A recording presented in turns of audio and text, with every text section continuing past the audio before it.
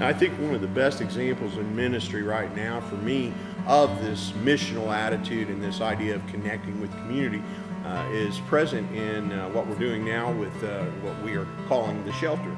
The shelter started out as a garage, and much like right here behind me, much like in my life, a tragedy took place. A tree fell over and crushed it, and it's just amazing to me that God can work through the things that seem troublesome or negatives in our lives, and He can transform people and things into something that is wonderful, that serves His good purpose.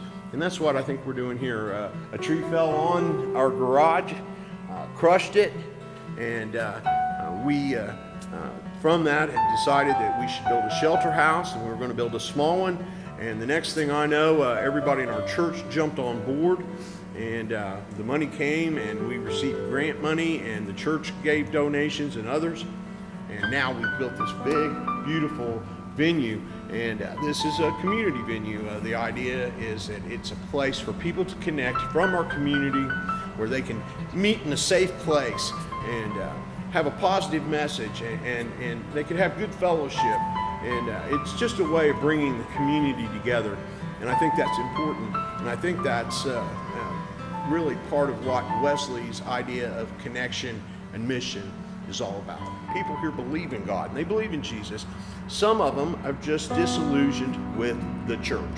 And they may not feel comfortable worshiping in a formal church environment. So we felt like by building this place, by setting up this venue, an informal setting where people can gather together under the idea of Christ and our faith and a belief in that we could bring more people together.